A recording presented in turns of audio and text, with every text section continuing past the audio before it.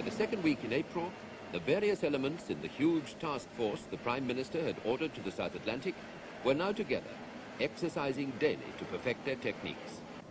With one difference, the weapons they were dealing with were now primed for war. For Brian Hanrahan, in his role as war correspondent, life on board was becoming more than a story. It was beginning to be an experience. It was time to start learning about the hardware of war. The Sidewinder missile, principal air combat weapon of the Harrier. The yellow band means a live warhead. Watch out for the fence. Everyone learnt together. Technically, drill rounds and live rounds should be treated the same. But no matter what the book says, live weapons get more careful handling. Okay, up to get it. Look, forward, and again. Okay, it's all yours. Right.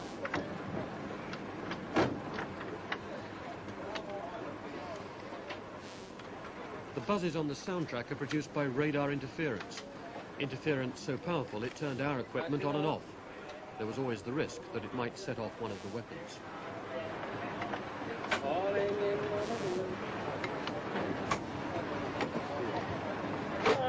Okay.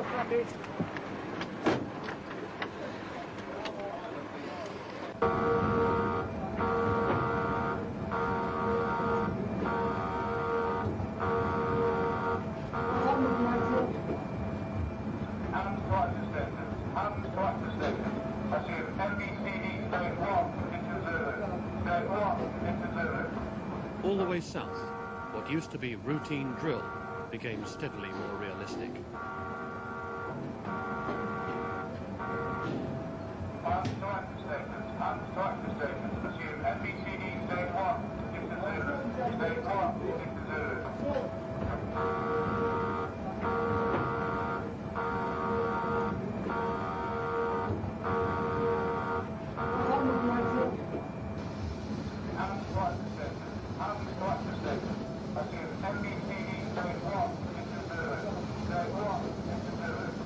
On the flight deck, it's always action stations. Clothing, full accident precautions. High-performance aircraft leave no room for unnecessary risks.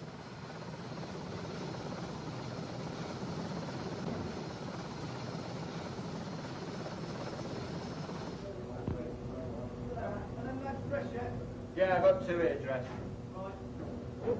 Is that young... Who's that there? Is that Joe Ladbrook? Get Ginge to come and check these fire lockers. Ginge, can you come and check these DC locker and fire locker? For some, there was the sweating purgatory of hours in asbestos firefighting suits.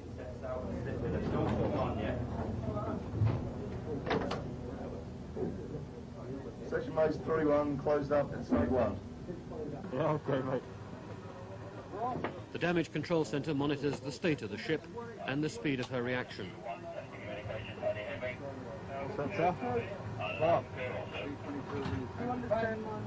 Starboard maneuver alarm, it's okay, nothing there.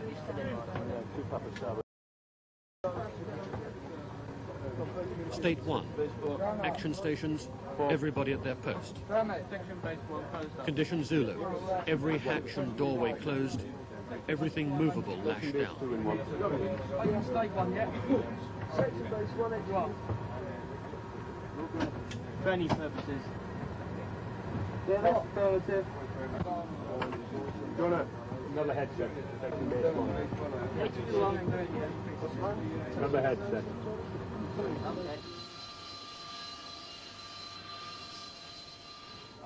FLICO, Flight Control, had the task of keeping the flight deck open 24 hours a day. That's right, that's right. He had agreed.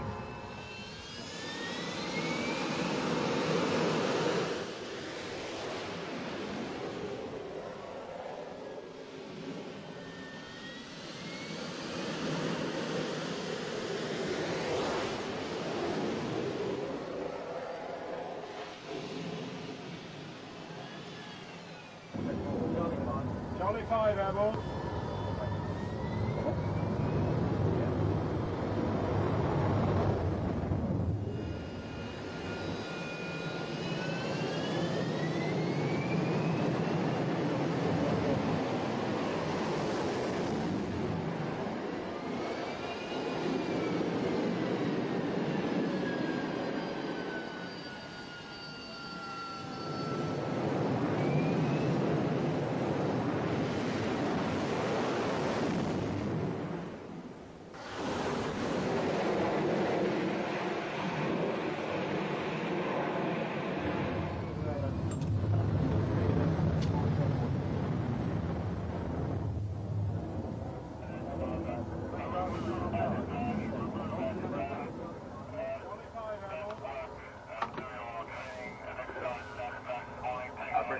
2 minutes 55 for launch of 6.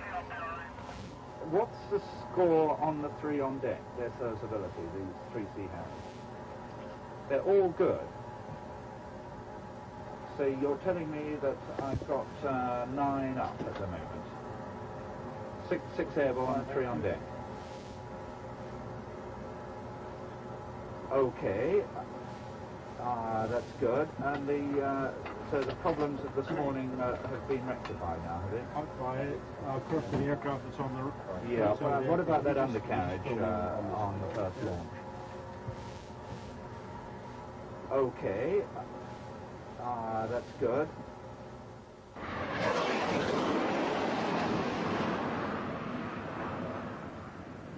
Dawn display of the Harrier's firepower. A demonstration as much for the men as for the Rear Admiral, Sandy Woodward, who just joined the ship.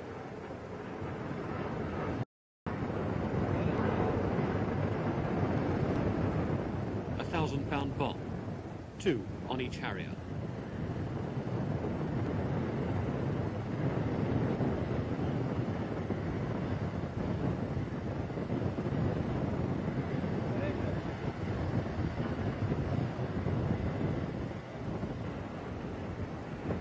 Rockets fired at a smoke target in the sea.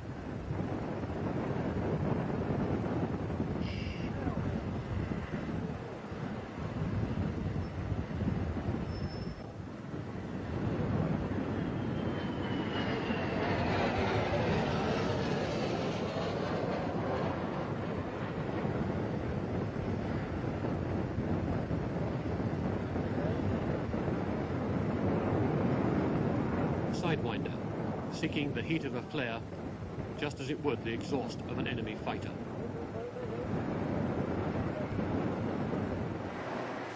And a cluster bomb which sprays shrapnel.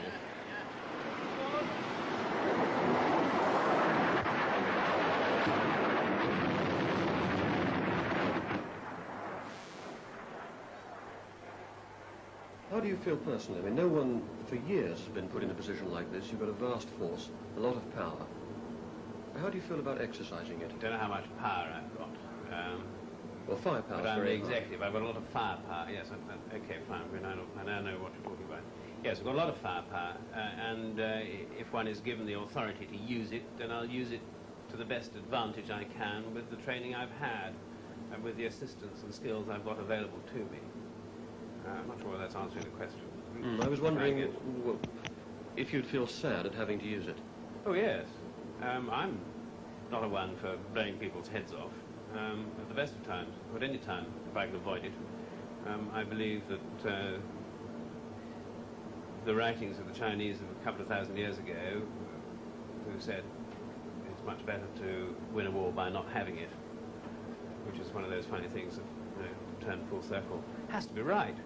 If you can solve the differences and achieve the sensible answers without blowing people's heads off, that has to be good. And that must be me as a person, that must be how I feel. Equally, as a military man, and as a loyal servant of the government, I hope, if my job is to start blowing heads off, I'll do it in the most efficient and effective way I have to. Shot! Shot!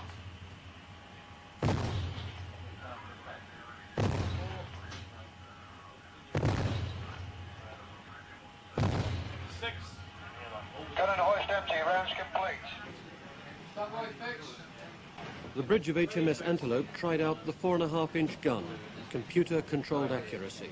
Specs. Sisters, a 1-4, 2.5 Cross Hill, a 1-6-8, Portland Point, Woodage a 1-8-3, Spear, 1-6-1, NPL.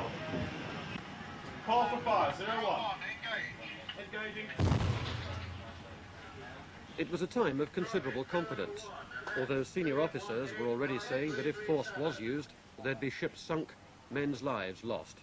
6 weeks from now, Antelope would be sunk before our eyes in San Carlos water. But at that time there seemed little point in fretting.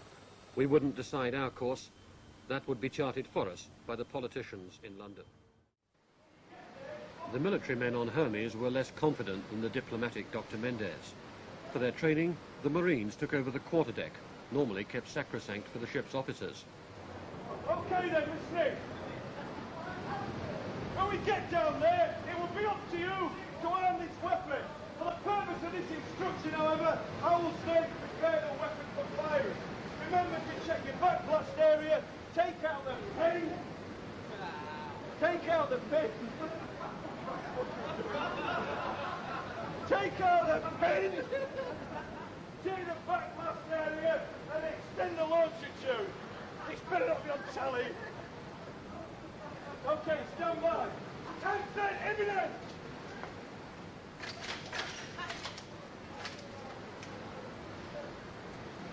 Don't arm the weapon unless you're actually going to fire it. Okay, tank to your front, fire! Okay then, just relax and listen to me. In peacetime, remember, if it misfires again, release the weapon for 5 minutes on the shoulder. However, when we're down there, we're not going to stay in one position for 5 minutes. So get rid of it. Dispose of it to one side. Okay? We obviously want to polish up our military skills, and though we've handled all these weapons fairly recently, there's no such thing as lack of practice on our part. The more practice, the more proficient they're going to be when we get ashore. So we're really here this afternoon going through drills on the 66mm and the 84mm, both of which are anti-tank weapons or anti-armour personnel carrier weapons. Very limited space. We haven't, in fact, got the sort of ranges that we'd like to practice over. So it's basic, simple drills of loading, unloading, using their sights, and getting familiar with handling that weapon. Take action! Cock the weapon. Cock the weapon. It's not cocked. Pull it right out. Recock it. Come on, get it out. Pull it hard. It wasn't cocked, was it, Slider? Pull it out firmly. Hard. Right. Now cock it. Great. Anti-tank team. Soft-skin vehicle moving 200 metres. Right to left. Fire! Misfire. Knock it down again and close it back up for another practice. Before I left Plymouth, I had men who'd been in my company 3 or 4 months before had left for other jobs, queuing up outside company office asking to come back. We had phone calls from our training establishment saying were there any vacancies for corporals or sergeants. Officers just finishing their training phoning up the other commando saying, is there a vacancy as a troop commander? My men are taking this absolutely 100% seriously. The man with the white phosphorus burn might be your mate sitting next to you. What should you do? If there are large lumps of phosphorus burning, it's either a jackknife or a bayonet. Rod it out. Dig in there. Get the big lumps out. Little lumps, leave them. Once you've done that, soak a shell dressing, put it on, bind it on, and keep it wet. So, to summarise then, the grenades are going to be carrying. L2 grenade, ideal for house clearing. We're actually talking about 3 commando units, plus the 3rd Battalion of the Parachute Regiment. That's 4 combat battalions to land. That's still quite a sizable force. We're talking about 2,000 bayonets there, let alone our artillery, our engineers, our logistics support, our air support.